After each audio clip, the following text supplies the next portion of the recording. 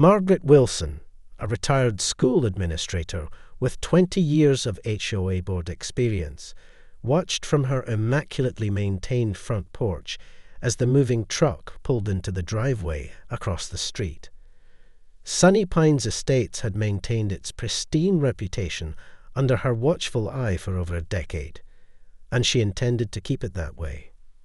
The new homeowner, Ellie Chen, a young software engineer and first-time homebuyer, had no idea about the storm brewing.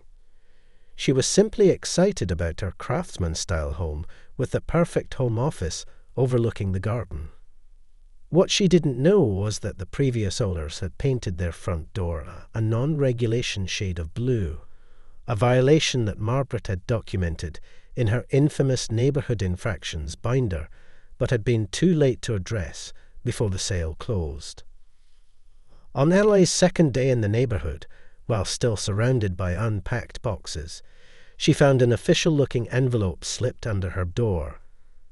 A notice of violation regarding the unauthorised door colour, a copy of the 78-page HOA covenant, and a formal introduction to Margaret Wilson, HOA board president. Ellie stared at the notice in disbelief. She had thoroughly reviewed all disclosures during the purchasing process, working closely with her real estate agent to understand every aspect of homeownership in Sunny Pines. Not once had anyone mentioned the strict colour regulations, or that her charming blue door was in violation. That evening, as Ellie unpacked her kitchen supplies, her doorbell rang. There stood Margaret, clipboard in hand, wearing a pressed floral blouse and an artificial smile that didn't quite reach her eyes. "Welcome to Sunny Pines, dear," Margaret said, peering past Ellie to inspect the interior. "I wanted to personally introduce myself and make sure you received our welcoming packet." "Yes, thank you," Ellie replied, trying to maintain her enthusiasm despite the unwelcome surprise. "About the door, I had no idea it was against regulations. The colour was one of the things that made me fall in love with the house." Margaret's smile tightened. "Well, rules are rules. We found that maintaining aesthetic harmony is essential for preserving property values. The Johnsons, the previous owners, were aware that cosmetic modifications required approval." Before leaving, Margaret handed Ellie a laminated neighbourhood map with highlighted walking routes, approved landscaping services, and scheduled trash collection times. At the bottom was a QR code linking to the Sunny Pines community app, where residents could report covenant violations anonymously. "The annual HOA fee covers our beautiful common areas," Margaret added, gesturing toward the manicured park at the end of the street. "We'll expect your compliance with the door situation within 30 days. The approved colour swatches are in your packet." As Margaret walked away, she paused to make a note about the small wind chime hanging on Ellie's porch, an item not explicitly mentioned in the covenant, but one that Margaret felt warranted future discussion. 2 weeks later, Ellie stood before the monthly HOA meeting, frustrated and confused. She'd researched the covenant thoroughly and discovered that the door colour restriction had only been added 3 months prior, a detail not disclosed during her purchase. The community centre was arranged with military precision. Rows of folding chairs facing a long table where Margaret sat centred among 4 other board members. A projector displayed the agenda on the wall, with new violation reviews prominently listed as the 3rd item. "The rules exist for a reason, Ms. Chen," Margaret explained with practiced patience as other board members nodded in agreement. "Property values depend on uniformity and standards. You have 30 days to repaint to an approved colour from our palette."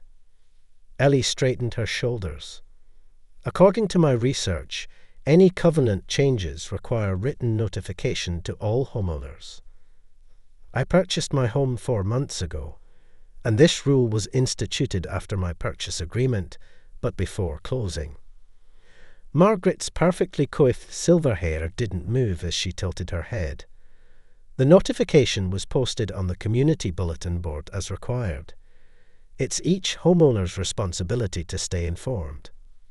Across the room, David Rodriguez, a long-time resident who'd had his own battles with Margaret, raised an eyebrow. He recognized the same pattern playing out again: arbitrary enforcement against newcomers, while long-time residents quietly bent rules without consequence. "May I ask why Mrs. Peterson's purple door on Magnolia Lane hasn't received a violation notice?" Ellie asked, referencing a home she passed during her evening walks. The room grew uncomfortably quiet. "Mrs. Peterson has a medical accommodation," Margaret responded crisply, though no such exemption existed in the bylaws. "And I'd appreciate it if you wouldn't question board decisions in an open forum." When Ellie questioned the fairness of applying new rules to pre-existing structures, Margaret's smile tightened. "Perhaps in your previous living situation, standards were more relaxed. Here at Sunny Pines, we have expectations." The veiled comment hung in the air, noticed by several residents who exchanged uncomfortable glances. Ellie's cheeks flushed as she recognized the implication behind Margaret's words. As the meeting moved to other business, David caught Ellie's eye and gave her a subtle nod of support. In the parking lot afterward, he approached her with a sympathetic smile. "First time in Margaret's crosshairs?" he asked, extending his hand. "David Rodriguez. My family and I have lived here for 8 years. If you have a minute, I'd be happy to give you the unofficial orientation to Sunny Pines politics." Ellie left the meeting with a growing realization that this wasn't merely about a door color. It was about power, belonging, and who got to decide what community standards really meant. Determined to understand her rights, Ellie spent evenings diving into state laws regarding HOAs, property rights, and covenant enforcement. She discovered a treasure trove of information: requirements for proper notice periods, voting procedures for rule changes, and limitations on retroactive enforcement. Her dining room table disappeared under stacks of printouts, state statutes, case precedents, and Sunny Pines meeting minutes from the past 5 years that she'd requested through proper channels, much to Margaret's visible annoyance.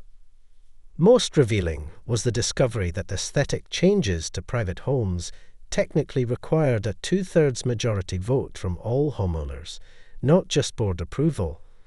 The Blue Door regulation had passed with only 7 residents present at a special meeting scheduled at 2 p.m. on a Tuesday, a time when most working residents couldn't attend. Meanwhile, Margaret began her own campaign. Subtle comments at the neighborhood book club about maintaining standards and protecting investments were accompanied by drive-by inspections of Ellie's property, documenting minor issues like garden hose placement and temporary Amazon package deliveries left beyond the acceptable time frame. When Ellie installed solar-powered garden lights along her walkway, items not explicitly prohibited in the covenant, she received another notice claiming they created visual disharmony. The citation referenced an obscure clause about fixtures consistent with neighborhood character that seemed applied only to homes Margaret personally found objectionable. The turning point came when Ellie met her neighbor David for coffee, learning about Margaret's history of selective enforcement. "She tried to fine me for my son's basketball hoop, while ignoring her friend, Barbara's identical 1-3 doors down," he explained. "It's never really about the rules. It's about control." David introduced Ellie to other neighbors with similar stories. Jennifer, whose request for a clothesline was denied despite state laws protecting energy-saving installations. Michael, whose memorial garden for his late wife faced constant scrutiny. And the Petals, whose culturally significant door decoration had been deemed excessive ornamentation. Margaret means well in her own way, explained Diane, a retired attorney who'd lived in Sunny Pines since its inception. She genuinely believes she's protecting our community. The problem is her vision of community doesn't include diversity or change. With growing support, Ellie compiled examples of inconsistent enforcement, board meeting procedural violations, and improper notice of rule changes. What began as confusion about a blue door had evolved into a documented pattern of HOA overreach and arbitrary governance that affected dozens of homeowners across Sunny Pines. The situation reached a breaking point during the summer barbecue, a neighborhood tradition Margaret had organized for years. The community park buzzed with activity. Children played on the carefully maintained playground, while adults clustered around picnic tables adorned with red, white, and blue tablecloths that matched Margaret's strict aesthetic guidelines for the event.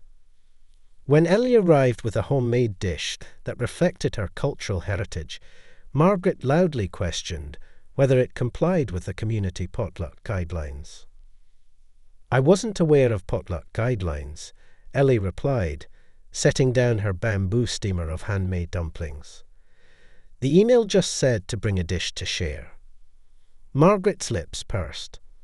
"Well, traditionally we've maintained certain standards for community events. Perhaps next time you could bring something more conventional."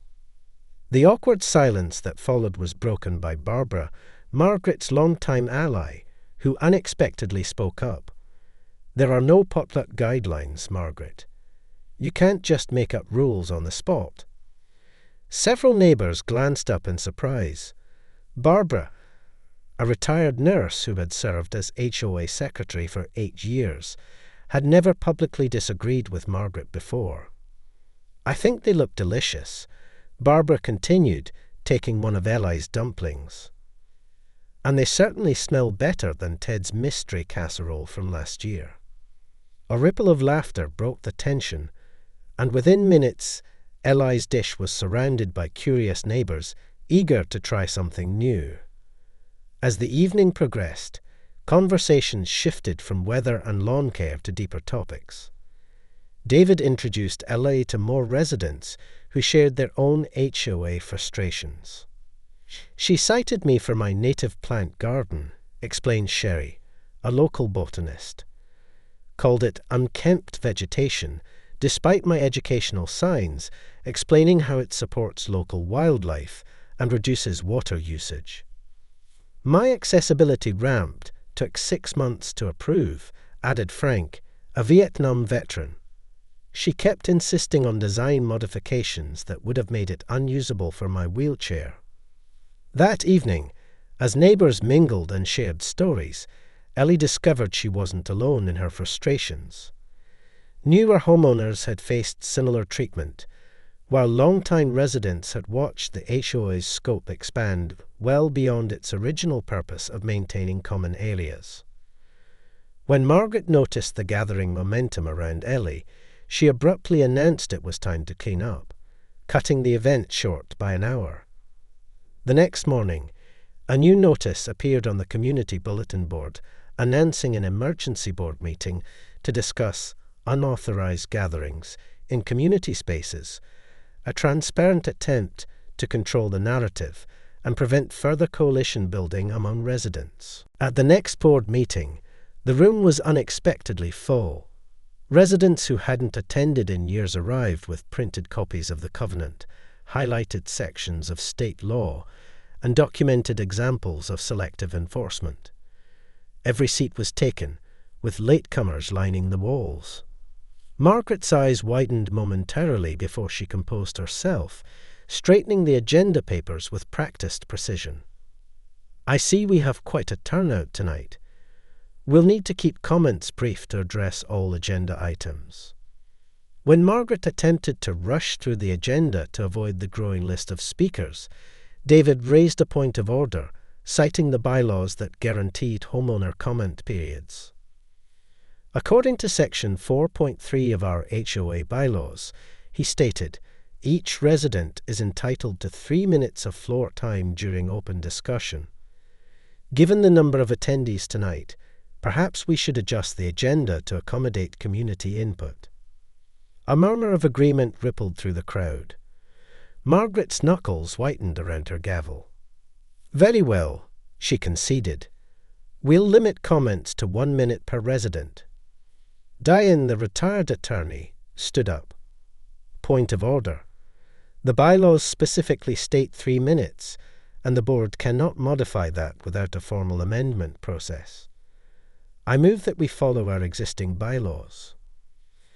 After a tense vote among board members that resulted in a narrow win for the residents, Ellie was the first to approach the microphone. "For too long, we've allowed our community to be governed by personal preference, rather than fair application of reasonable rules," Ellie stated calmly, presenting her research. "An HOA should protect our community values, not impose arbitrary restrictions or foster division." Margaret's face flushed as Ellie methodically outlined instances where rules had been selectively enforced, procedures had been improperly followed, and board decisions had been made without required homeowner input. The recent dual-color restriction was implemented without proper notice to all homeowners, violating state law requirements for covenant changes. Ellie continued, distributing a packet of documentation to board members. "Additionally, I've compiled 27 instances of selective enforcement over the past year alone." "This is simply how things have always been done," Margaret responded defensively. "Without strict enforcement, this neighborhood would fall into disarray." An older resident stood up. "I've lived here since before the HOA existed. We created it to maintain the pool and common areas, not to police door colors and garden hoses. I think it's time we remember the original purpose." As more residents shared their experiences, a clear pattern emerged, one that even Margaret's staunchest supporters couldn't ignore. The confrontation wasn't just about rules. It was about restoring balance between community standards and individual rights. 3 months later, Sunny Pines Estates had undergone a transformation. The contentious board election had resulted in a new leadership team that included both Ellie and David, alongside longtime residents committed to fairness and transparency. The community centre, once arranged in rigid rows for HOA meetings, now featured a circular seating arrangement that encouraged conversation rather than confrontation. Tonight's meeting agenda prominently displayed community input as the first item, not the last. "Our revised covenant draft is now available for review," announced Diane, the newly elected board president. "We've reduced it from 78 pages to 24, focusing on essential maintenance and genuine community values." The streamlined document eliminated arbitrary aesthetic restrictions while maintaining necessary structural standards. Most importantly, it included a homeowner's bill of rights and clear procedures for rule changes that required proper notice and meaningful resident participation. Margaret still lived across the street from Ellie, her garden impeccable as always, but her reign as HOA president had ended. The neighborhood infractions binder had been replaced with a community improvement suggestion box, and a newly formed beautification committee focused on enhancing common areas rather than policing private property. The changes hadn't come without resistance. Several of Margaret's closest allies had initially opposed what they called lowered standards, predicting declining property values and neighborhood chaos. Yet 6 months of data showed the opposite. 3 homes had sold above asking price, with buyers specifically mentioning their community-focused HOA as a selling point. Ellie's blue door remained, now joined by others expressing similar individuality within reasonable guidelines. The Rodriguez family had installed a basketball hoop. The Patels displayed their cultural door decoration year-round, and Sherry had expanded her native plant garden with educational signs that turned it into a neighbourhood attraction. At the summer barbecue, now a potluck featuring dishes from the diverse cultural backgrounds of all residents, Margaret arrived last, plate in hand. After a moment's hesitation, she approached Ellie. "Your landscaping," she began, and Ellie braced herself. "The roses, they're quite beautiful. I've never seen that variety before." It wasn't an apology, but in HOA terms, it was the beginning of understanding. "They're a heritage variety," Ellie replied, offering Margaret a seat at her table. "I'd be happy to share some cuttings if you'd like." As the sun set over Sunny Pines estates, children played freely on the community lawn, while adults shared food and conversation. The HOA still existed, but it had found its proper place, not as an enforcer of uniformity, but as a facilitator of community in all its diverse expressions.